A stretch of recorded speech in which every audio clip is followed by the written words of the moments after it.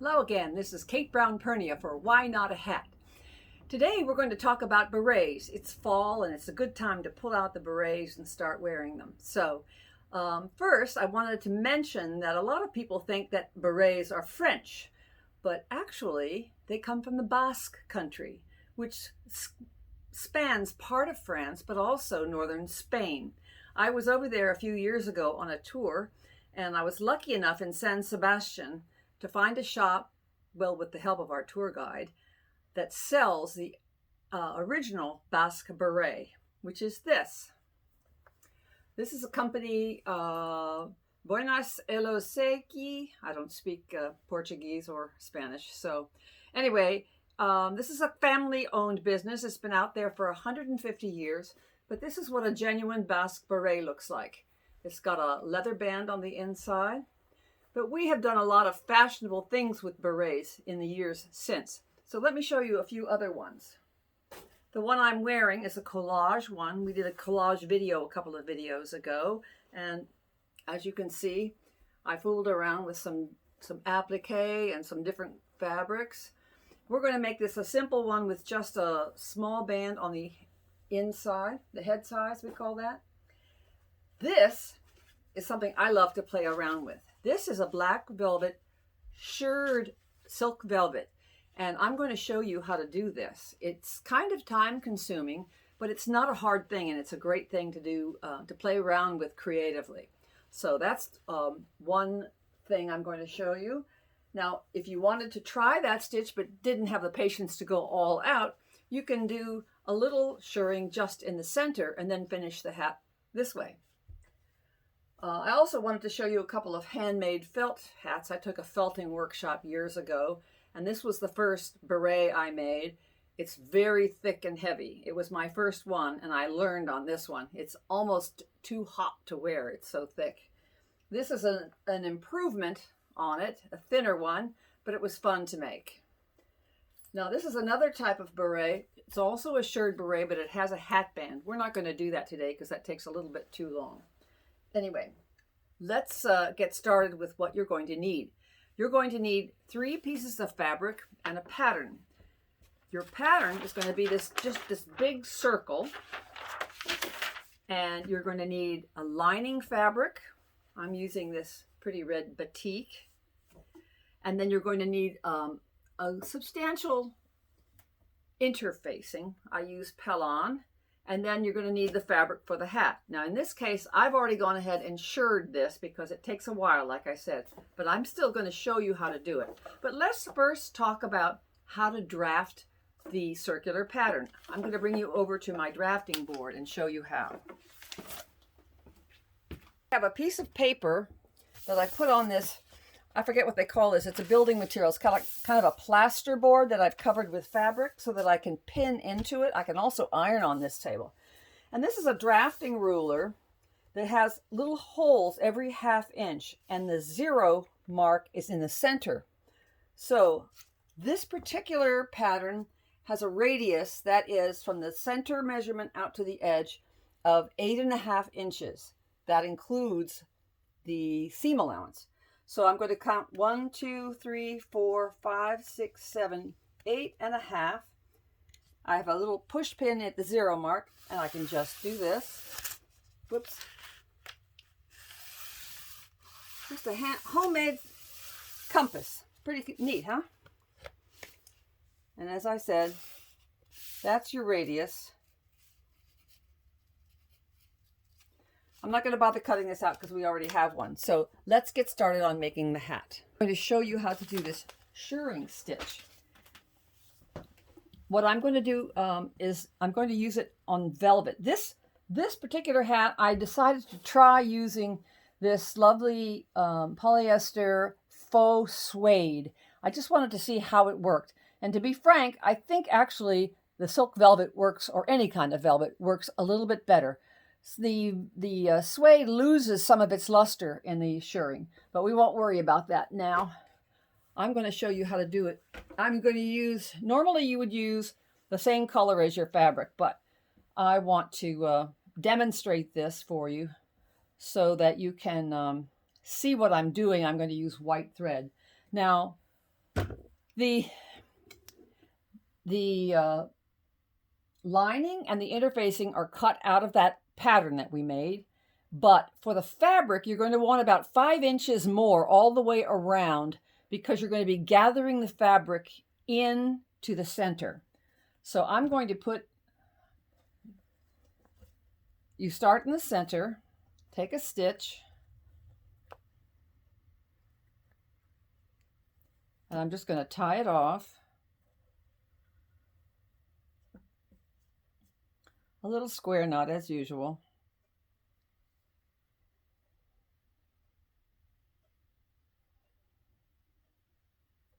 My thumbs are hurting me after all that stitching I did this morning. So now what you want to do is come back through to the front of the fabric again.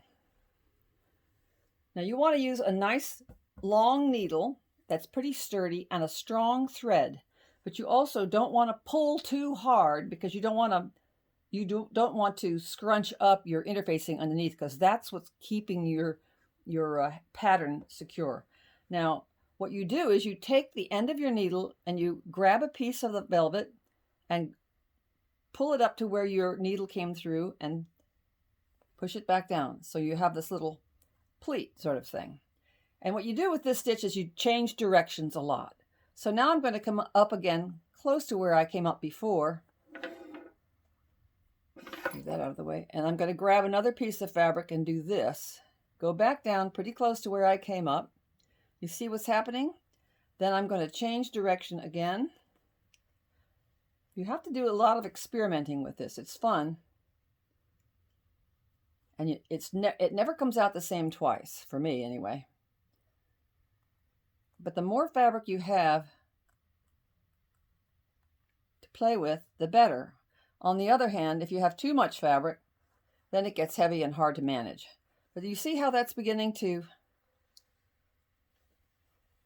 take on some interesting little wrinkles. Let's go over here. Grab some here, back down through.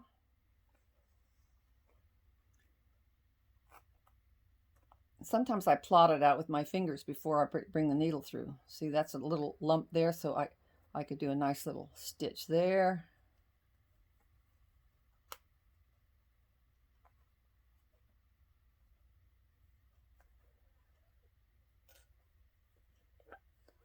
So you see how that's beginning to take shape? And the velvet is light, soft, and so it's easy to pull around. So I would encourage you to get a small, the great thing about hats is they don't require a whole lot of fabric. So you can go buy yourself about a half a yard and just play around with it. One more stitch and then I'm going to put this down and get to making the actual hat. But you get the idea. Now, one thing that I will tell you, your stitching tends to reflect the amount of tension you have going on any given day. And as you can see, this is quite different. Some of it's tight and some of it's loose. I actually like it better when it's a little bit loose. Now what happened here was I had lots of fabric to gather in, but on the other side, I had moved everything sort of in that direction, so I sort of ran out of fabric on this side. But that's okay, because this little just drapey effect is going to look nice in the hat as well. And I'll probably use this as the center back of the hat. But let's flip it over and I'll show you what the stitching looks like on the inside. You see how many times I changed directions? Now I've got the interfacing and the fabric. So now I'm going to take my lining and just lay it on here. We're going to sew all three of these pieces together. I'm going to pin it. The lining's probably slightly bigger only because all that gathering sometimes shrinks the size of the hat a little bit, but it doesn't matter because you're going to gather this into your whatever your head size is, so it's not a problem. Now the other thing you're going to cut out for this hat, besides your circle, is you're going to cut a bias band to cover the edges. Now this suede cloth is a knit, so I didn't cut it on the bias. The stretch was actually in the cross weave of the fabric, so I didn't cut this on the bias, but normally you would cut this on the bias, which is this way, as you recall, warp and weft, or weft and warp, and this is the bias. But anyway, that's the other piece you're going to need. I'm going to get rid of this. Let's cut a few more pins in here. This suede cloth is also, I will warn you if you want to try it, is a little hard to put a needle through. Whereas velvet or tweed or cotton, much easier. Oh, I meant to thread a needle before I got started here, but I didn't, so here we go. I'm going to use a fairly large needle, and I'm going to hand baste all the way around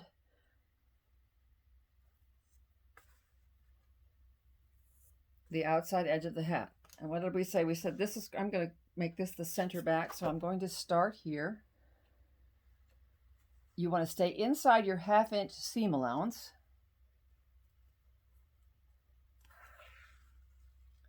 Oops, try it again.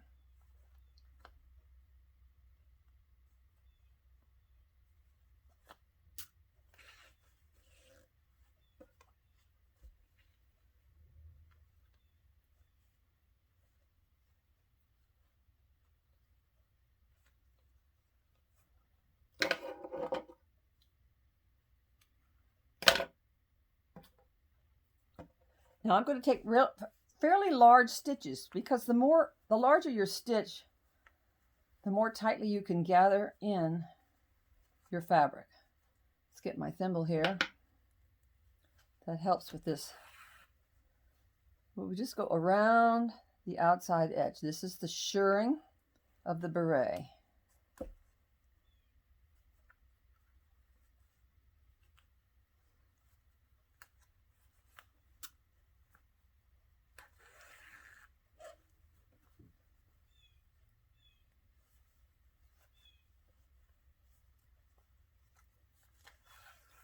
You want to use a strong thread because you're going to pull this tight to fit your head, and you don't want the thread to break on you.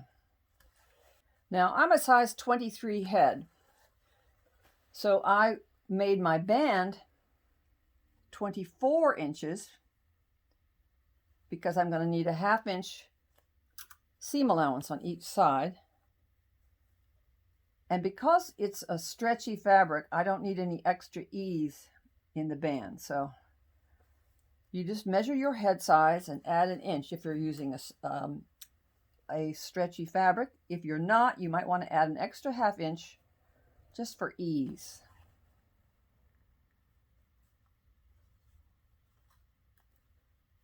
You see how tough this fabric is. Almost to the end. It's a good thing too, because we're almost ready to run out of thread.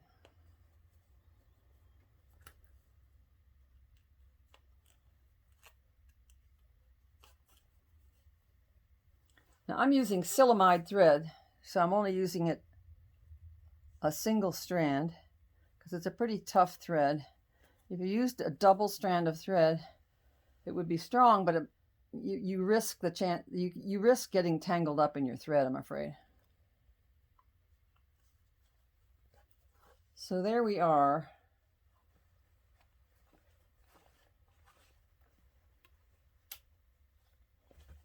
I'm going to try to gather this around this way a little bit.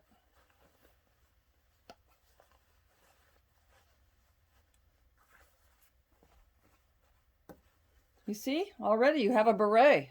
Nice, huh? And the back is a little plainer, but that's all right. Now, I'm going to measure this, and my measuring tape is way over here.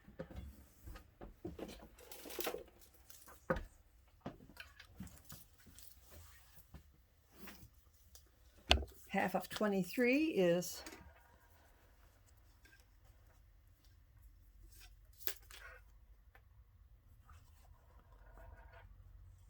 so that's 12 inches. No, 13. So I need to gather a little bit more. You want to be careful here not to, not to pull the thread so hard you break it. Then you have to start all over again with the shirring. I'm going to go ahead and just knot it off at this point because it seems to be resisting. Ah, here we go. Okay. I'm going to knot it off, and then we'll make the band, and I'll show you how to finish it. Just through the loop a couple of times.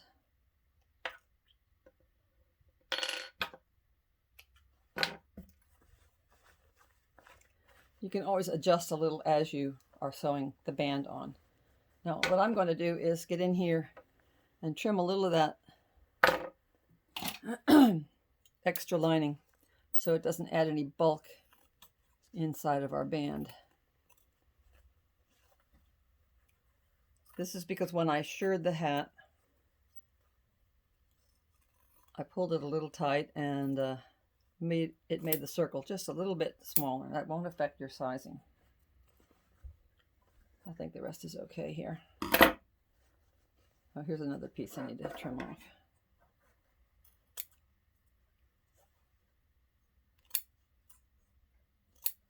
Okay, now I'm going to get my little sewing machine up here.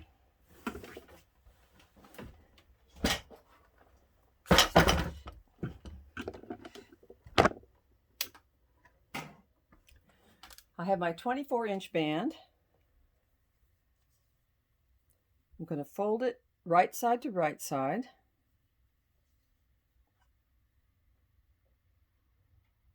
And I'm going to sew a 1/2 inch seam.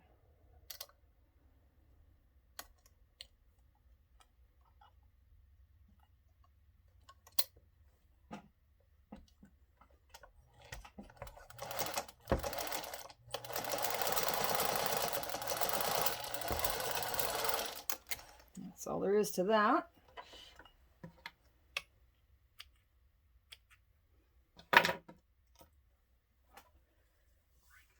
Now we're going to open out.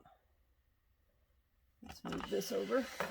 I'll lose my needle.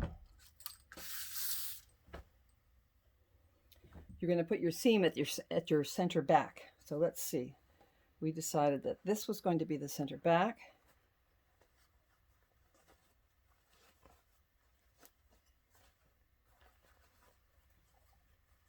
I'm just evening out the ruching a little bit. I'm going to put my good side to good side here and just pin it. Excuse me. We're getting there, almost done here.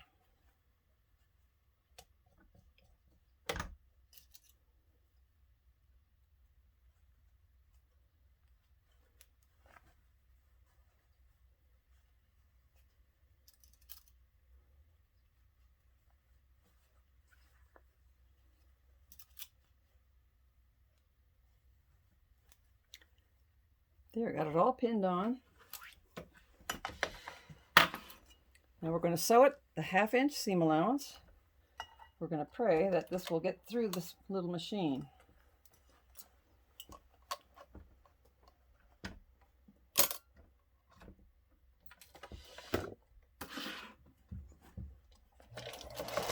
Sure. It's doing a nice job.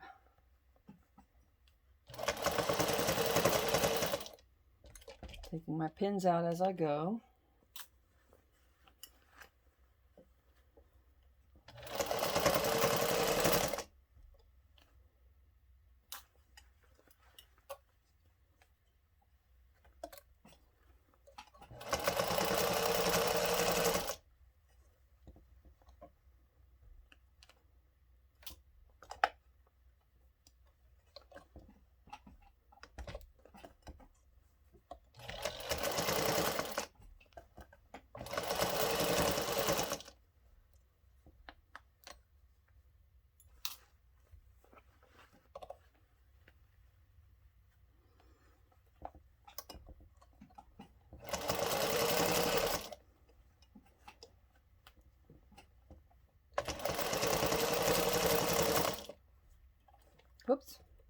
Time for a new light bulb, I think. Some light over here.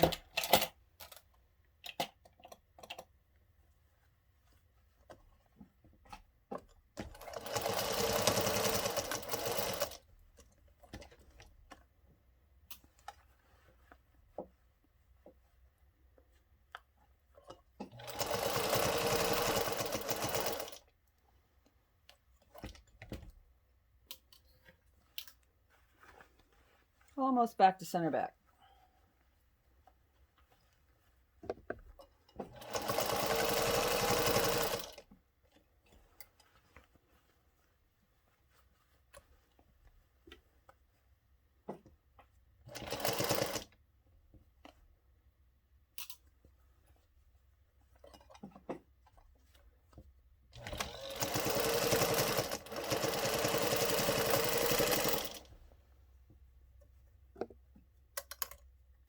Just lifting that to get, all right.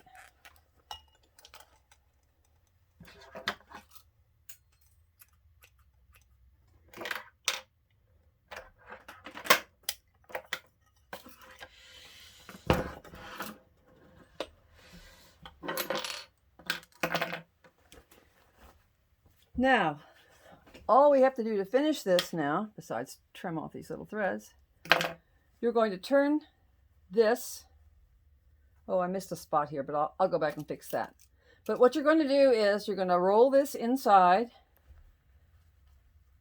fold it under. In this case, I don't need, because of the knit, I don't need to fold it under, but I'm just going to stitch it down on the inside, and there you have a beret. So, what do you think? Think you could do one? I'd love to see some of you try it and send me a picture. So why not a hat?